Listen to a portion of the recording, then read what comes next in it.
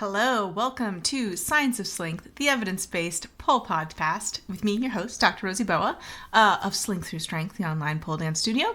This week's episode is actually a talk I gave a while ago, and I realized when I went to try and find a link of it to send to somebody, because we were talking about some of the research that I discuss in here, that it doesn't actually exist in a findable way on the internet. So I am changing that by sharing it with y'all.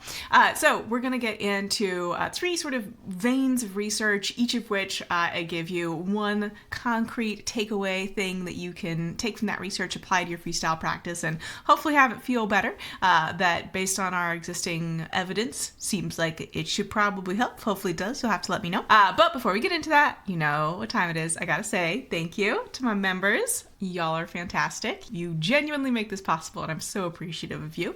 And also, my members already know this, but there's going to be a little schedule change out coming to the studio, moving things to times that are better for more people. So keep an eye out for that.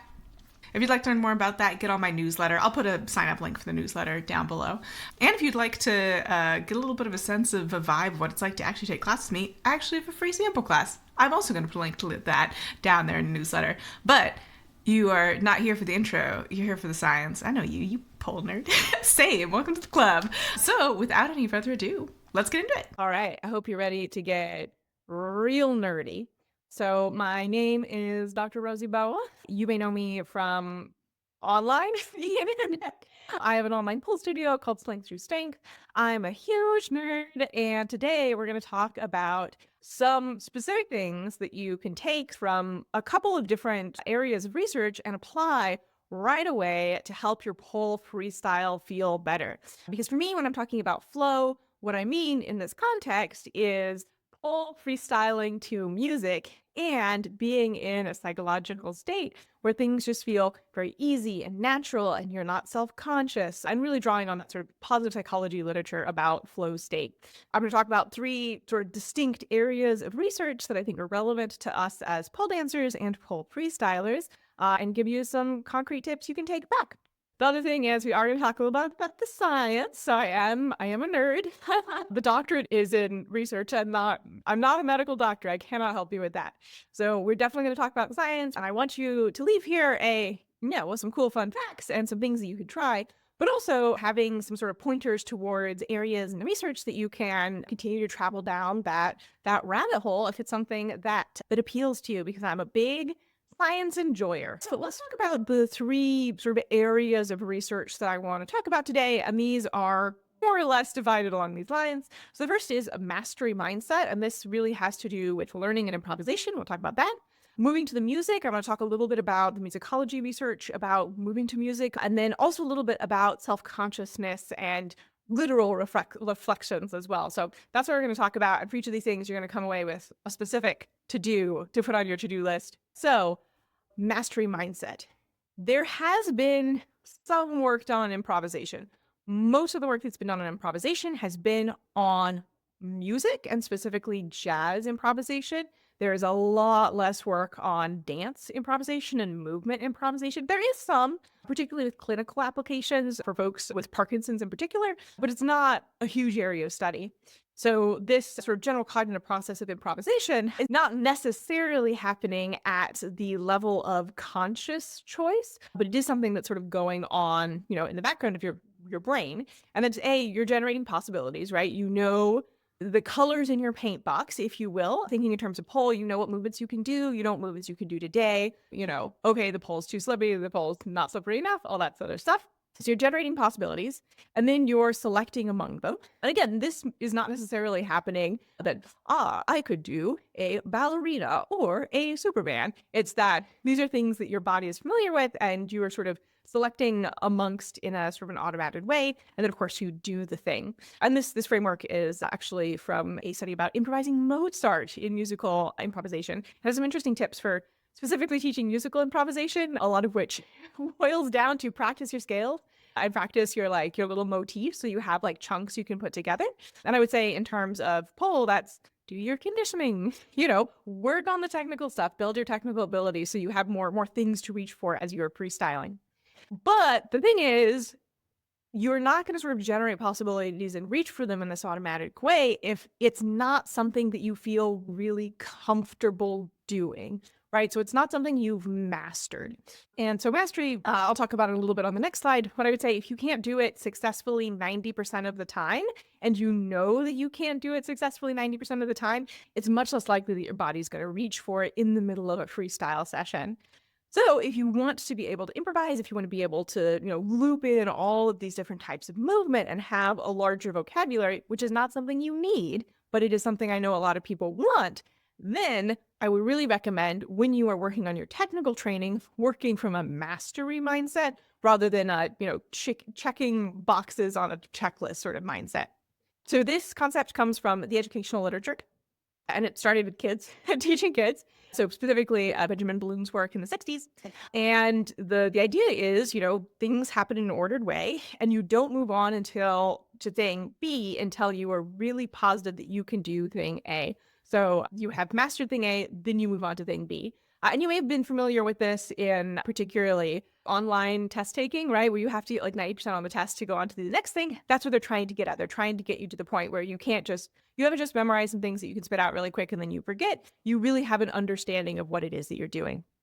In dance pedagogy, so teaching dance, that's what I do. This is the great paper, by the way. Mastery approaches have a stronger association with improvisation than sort of goal-based approaches, right? Like, it's more important that you know that you can do things, for your mental ability to reach for them in the middle of improvising than if you are doing a specific choreography, the realm of options is much narrower. So working towards mastery and having this approach towards your pole training can really help you unlock those movements in your improvisation.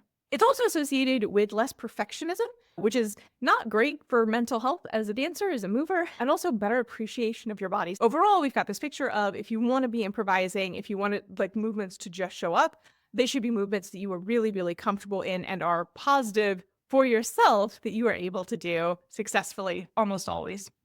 Now we're going to talk about music. I make slides like an academic because guess what? You'll never guess. Yeah.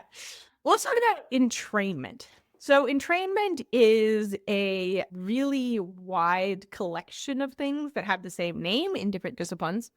And generally, it means that some things are moving together rhythmically. Very general, that's what entrainment is. And when we're thinking about dance, there's a lot going on in our brains when we are dancing, whether that's choreography or whether that is improvisation. Entrainment is one of the factors. I want to be clear, it's not the only factor, right? The cognition of dance is understudied, in my opinion. Someone is really interested in it, but very, very complex. But entrainment is one of these factors, and it's one of the factors that's been particularly well studied, both in dance and in music, which we'll talk about in just a second. So a really good example of entrainment is if you are walking next, there are some other factors here. For example, if you like them more, you're more likely to do this.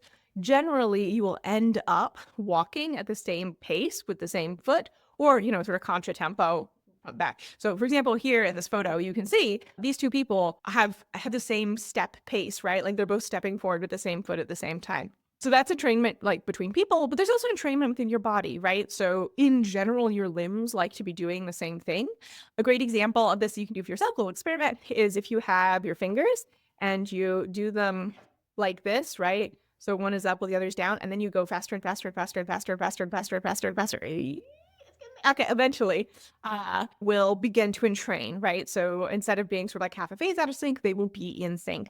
And in general, this is just, it takes less cognitive resources. So it's an efficiency measure. The same reason why it's really hard to do arm circles with your arms in the opposite direction. Generally, our bodies like to entrain to other things in our bodies, but not just to things in our bodies and not just to people, but also to signals in the world around us and to acoustical signals in particular, like music. So there's this really interesting study from 2006 where they did like a lot of imaging on dancers who were listening to music. And one of the things that they found is just dancing or just listening to music together did not result in as much activation of this part of the brain, the anterior vermis, that's sort of ear-ish, sort of in the bottom part there, which is associated with motor movement. It's associated with rhythmic movement. It's associated with fine motor control, like for your hands, was far greater when they were dancing to music or thinking about dancing to music. So this combination of music and dancing together creates additional entrainment, creates additional sort of like rhythmic synchronization in our bodies. And it's something you can train. Dance training makes you better at entrainment pretty straightforwardly. And the more you do, the better you get, right? So, you'll hear people talk about like, oh, I have no rhythm. I can't dance to the beat. You can. You just need to be trained. If it's something that you really struggle with, it's probably because you haven't had a lot of experience with it. And if you get that experience, you'll get better, right? But that said, not all music is equally easy to move to. I do want to pick out some of the sort of lines here of specifically what are some of the musical qualities that are associated with greater entrainment. So some of the things that are most associated with having an easier time to entrain are really notable beats, right? So salient, we might say, things that are really easy to notice that there's like a repetitive, strong beat structure. You dance, you've listened to dance music. You ever notice how dance music has beats that you can predict that are really easy to hear, and that music that's not designed for dancing sometimes doesn't have those and it's really hard to dance to? Yeah. Here's some evidence to back you up. Yes, notable beat structures do lead to greater entrainment and therefore sort of an easier time of moving to the music. Also, a little bit of extra complexity. So not just, you know, one beat event every so often, but additional things in between those beat events. So you have sort of extra things to grab onto with your movement.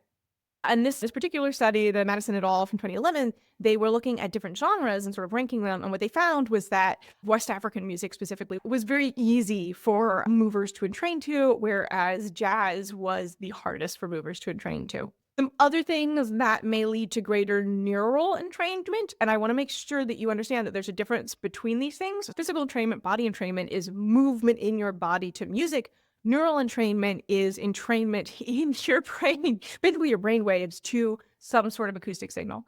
And this study, again, I'm trying to pick out studies where we're looking at specific musical quality, has found that if you are more familiar with the music and the more there was a beat to the music, the greater the degree of neural entrainment. Now, I do not necessarily want to suggest that there's a one-to-one relationship between neural and embodied entrainment, but I think that they're probably related. I feel comfortable saying that. Again, we got more evidence that stronger beats are going to be a little bit easier.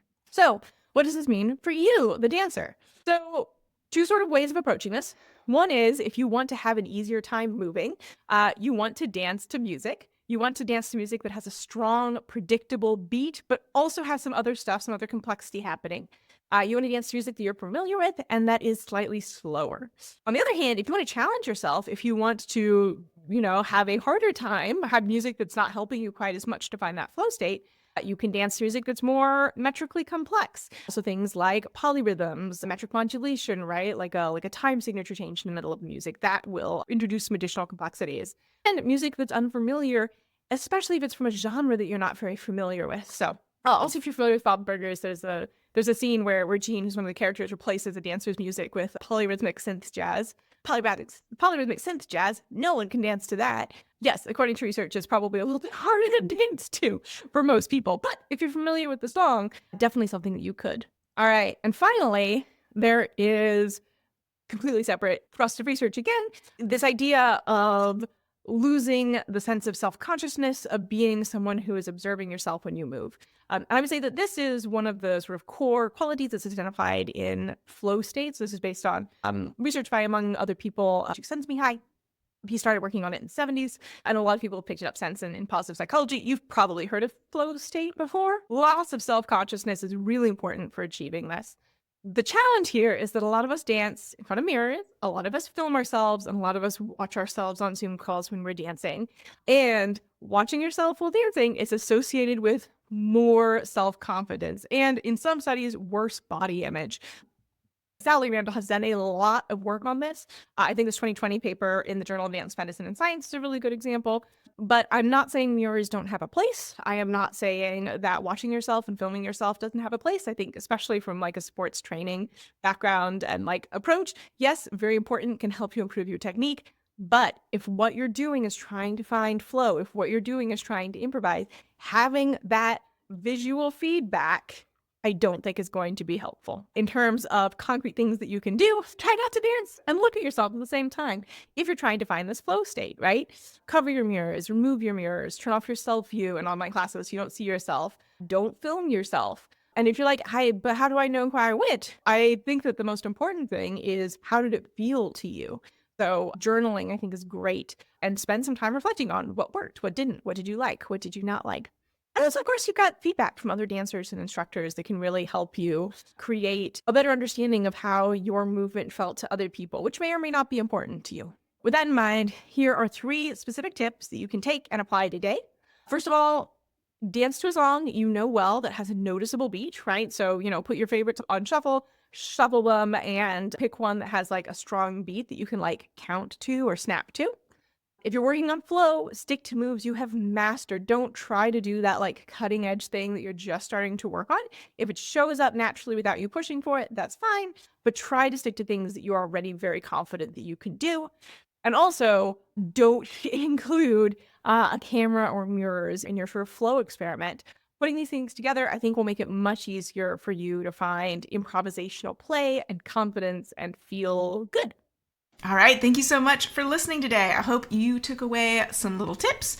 If you want to dance with me, you know where the link is. And also, if you would like to leave a review or a rating of the podcast, I very much appreciate those. I realize I haven't mentioned that in a while, but those of you who have left reviews, I read them. I appreciate them. Or I think you can also leave comments on a lot of the individual episodes if there's something you want to chat, or if I mention something and you're like, Rosy, I want to hear more about that, or like, do you have a citation for that? I'm always happy to talk about that. So thank you so much for joining me. I hope you're doing well, and I will speak with you very soon. Bye.